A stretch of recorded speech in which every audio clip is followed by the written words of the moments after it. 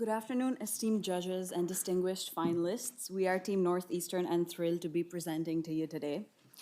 Climate reality as we know it is an imminent future and its consequences threaten the livelihood of millions globally. Those who can afford to react are doing so, and those who cannot are being left behind. In this crisis, financial institutions have an indispensable role to play. Now, we believe that what actors face is not a moral obstacle, but a financial one. We believe that everybody wants to help. What we need to provide is ways for them to realize how they can. The US federal government sets aside billions of dollars from its budget for climate response. All communities have players who share a common concern for sustainable infrastructure and for serving marginalized communities. What we need is to find a way to come together with them and create synergy. And EcoFunds is created with that very vision, but with one extra edge, which is that it also finds a way to involve people like you and me in it. The question we're asked is this: how can PNC address opportunities to improve access to climate resilient housing for low to middle income families? We answer this keeping in mind PNC's operations, capacities, and reach. And to begin answering, I'm going to yield to my teammate Anuja. So we began thinking about this by understanding which are the major underserved groups, and we identified three of them, which are low-income families, communities living in geographically vulnerable areas, and people of color. These groups are not exclusive. There's a very significant overlap in the kind of challenges they face, and we've highlighted them here, which are energy costs, due to living in old buildings which are not suitable for refurbishing, lack of climate resilient infrastructure, and the lack of assets and any kind of liquidity for their own disposable income or as a collateral for different kinds of loans.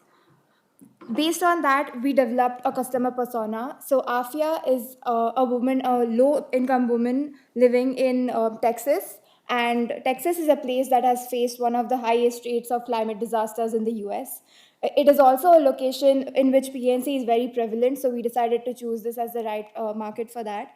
She faces a number of obstacles as a nature of her work and her background, which are lack of financial and climate literacy, exposure to climate risk, and limited means to do anything about it due to limited credit history and limited access to climate resilient housing.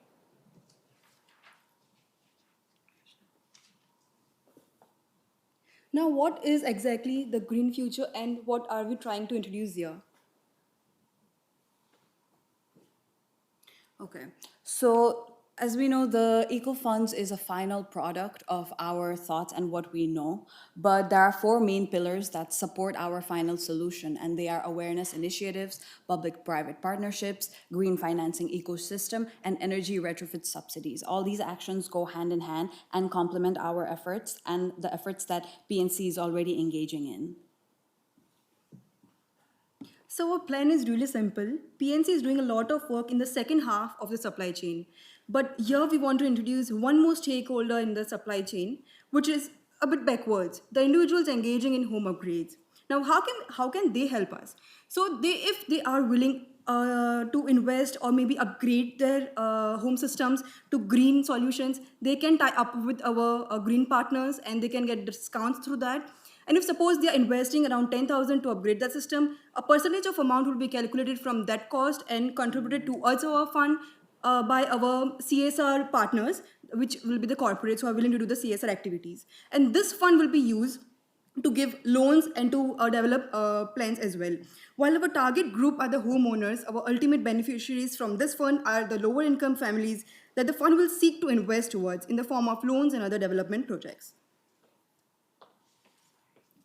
So for PNC, we think that the main opportunities for action lie in these areas, which is enabling collaboration and building organizational networks, increasing climate and financial literacy, predictive data analysis for neighborhoods that are prone to climate gentrification, post-disaster relocation financing, and the development of affordable, resilient infrastructure, both in the form of sustainable multi-family vertical units and single housing communities. And we think there's a lot to be gained from these actions. We expect long-term partnerships to be formed with our corporate sponsors sponsors and contributors. There's an opportunity to create long-term customers, not just for PNC, but for our partners. And then there's the opportunity to electrify PNC itself, given that it's a company with branches and ATMs where green solutions to electrify its own operations can be done through our partners. So here's a scenario analysis just to demonstrate how the eco-funds would work. It's really simple. A middle-income homeowner might have outdated electrical appliances and light bulbs around their house that they want to update. So they do their work through our hypothetical partner in this scenario, which is National Grid.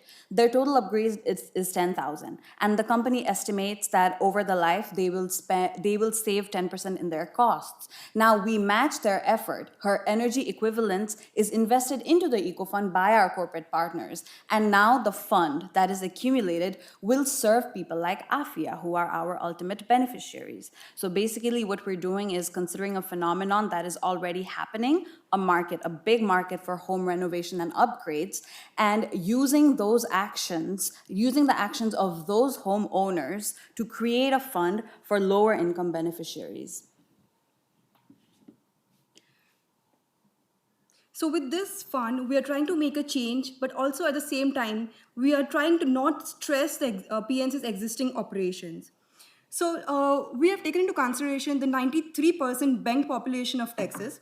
This is a very conservative estimate that out of this 93%, 0.12% of the people will be engaging in some form of home upgrades. Our target group is this. So we will be trying to convince them that instead of simply upgrading the system, try and connect with our green solution partners and try to install their solutions into their homes. We multiply that number with the median spendings on the renovations, which is around $15,000. This tells us that around $495 million could be spent by this group. If they work with PNC, 10% of the spendings that we consider cost savings will be invested into the eco fund through our corporate partner contributions in the form of CSL activities. If we assume 30 big sponsors and 50 small sponsors in this initiative, contributing around 1.1 million by the big sponsors and around 296,000 by the small sponsors. We think these are feasible numbers for companies, especially considering that the Fortune 500 companies collectively contribute around $20 billion for CSR activities each year. So in all this, let me explain our market penetration strategy. The constraint for our intended beneficiaries is this: it's tight liquidity and low willingness to mobilize their limited funds towards climate response. And there's a very good reason for that, because money is an immediate need, but a natural disaster is not an immediate risk. So there's a disparity because of which their willingness to trade in a daily requirement like money for a possible future risk is going to be low. So our solution takes this into account, and we consider the following target group: homeowners who are already interested in and are already carrying out home renovations. So we encourage them to take the green route instead of their standard route and carry out their home upgrades through our partners, who we select based on their ability and interest in offering sustainable solutions. We believe this customer group already exists with PNC. Our efforts will simply be towards getting them to do this work through us and our partners. So talking about the timeline, our first year majorly includes working on the market research and bringing the partners on board, which means that the upfront cost for PNC is really small during the first 2 years. Because in the first 2 years, the PNC will be working on the market research and then working on the awareness initiatives, which will make the people aware that they should consider green solutions for their homes as well. The main task comes after 2 years, when we have collected enough fund for our initiative, and then after we will be giving the loans to the lower income groups to for affordable housing.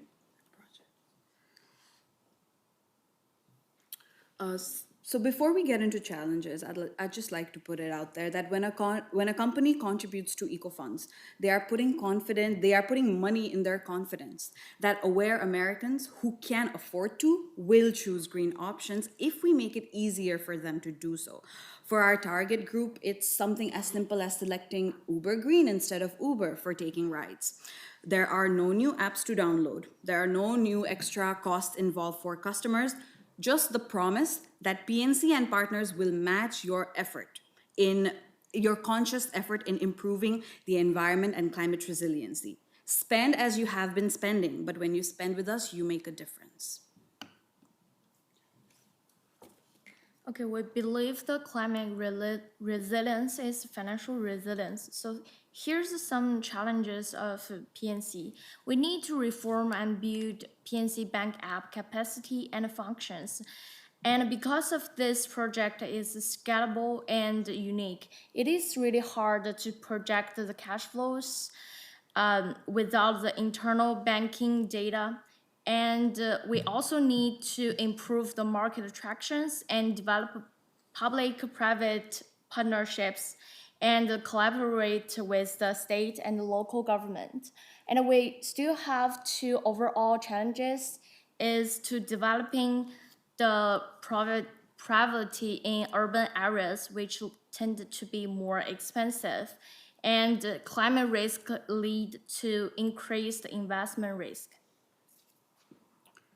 So now that we've laid out all our ideas, I want to leave you with a vision of what a community that has successfully implemented our solutions could look like.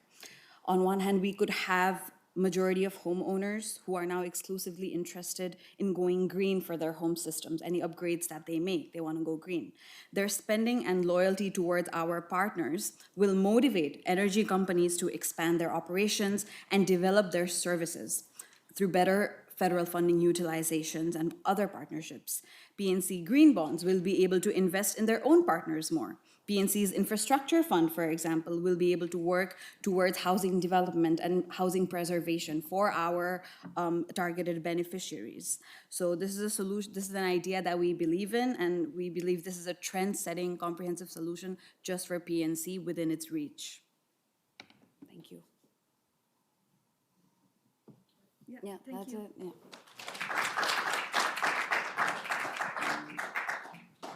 Okay, so I'm going to start by clarifying my understanding, and then it'll be followed by a question, okay? So basically what we're saying is that PNC will establish a series of relationships with particular energy efficient, resilient type vendors, and then based on trying to convince essentially middle class or above to use those vendors to do the upgrades they were already planning, those vendors would then essentially contribute a portion or the entirety of those proceeds from the middle class or better customers towards helping the low income ones? Is that what we're saying? Yes, a percentage of the proceeds equivalent to what we think those homeowners would save by making those transitions to green solutions. So we motivate our partners to invest that, contribute that to the fund, and in turn we create an ecosystem where through our other green projects like green bonds and investments, we create a network with them where we feed our efforts towards them and they do the same for us, and it's a comprehensive And I also network. want to add one more thing that with the vendors, even the other CSR partners, like some companies, they want to contribute towards the fund for the CSR activities. We are also targeting those companies that also motivating them to contribute towards this fund. So with the vendors, we are also convincing the CSR companies as well. Okay, so that generally aligns with what I thought I heard. So the question then is, what is the incentive to all these partners to do this? Other than, it kind of sounds like they would do this out of the goodness of their hearts, but is there an actual tax-based incentive or some other incentive for companies to sign up for this? Do you want to? Okay, so like we said when we laid it out, the first incentive is synergy. So you might have some funding that you want to devote towards climate resilience, and I might have some, but collectively we can make greater impact. That's the first. But the second, in the long term, we expect monetary incentives because this is a fund. We loan some of it, we invest some of it. Although we don't expect this to be extremely lucrative, because think of where we're investing this. Towards low-income family in disaster-prone areas. So we don't want to market this as something extremely lucrative, but the reality is it's a fund. It will grow, it will generate interests, and PNC has the capacity to do that. So in the future, it does pose financial benefits to our partners, but more importantly, it also feeds them new customers and clients that might not have looked at them. So we have clients who don't know about them. They might have some who don't know about us. So what we create is a system where we benefit off of each other's resources, both financial and market. And I also want to add that in this ecosystem, there is a win-win for everybody. For example, in the first, which is the individuals engaging in home upgrades, definitely they will be saving on their bills. Corporates, they'll be getting customers, and they will also be contributing towards this for the CSR activities. On the other hand, PNC will be giving loans to individuals and also making sure that they are investing into climate resilient housing. And so it's a win-win for everybody. So just to clarify, PNC would manage the fund. Corporations would kindly give funding to the fund. The perceived benefit through the eventual mortgages would then, go back into the fund, and some of that profit would then go back to the corporations. Yeah, because it's not going to be a direct, well, at least not in our plan, not in our short-term plan. We are not paying anything in the form of, say, dividends, or we're not paying out our partners in any immediate way in the short term. But the truth is the fund could invest in their own projects, because at the end of the day, we are managing that fund and we're not loaning out all of them. We're gonna look for multi-pronged ways of utilizing those funds. So loaning them out to low-income families is just one way in which we're gonna utilize it. The other ways in which we're gonna utilize it is by partnering with developers, for example, to invest in affordable housing. So we could, or even energy partners. So the point is the fund could actually end up being invested in their own projects. And who are we going to select? Like when we have a fund and we're looking for projects to invest in, we will prioritize our partner projects more than any other. Okay. So that is the vision. Okay. And just out of curiosity, do you have any examples or of how this actually works? If the actual model of this. So this is all very hypothetical and high level, but do you have any understanding of what is actually produced, the terms, anything of that nature for these loans? I have not been able to find anything in reality that has been, implemented on a scale. That's why we think it's scalable, but it also doesn't have to be. It could go as far from being like a community level effort to something that's nationwide. But no, I don't know of any real life examples where this happens. But we do know that PNC already engages in low interest loans that it's already loaning out at its own cost.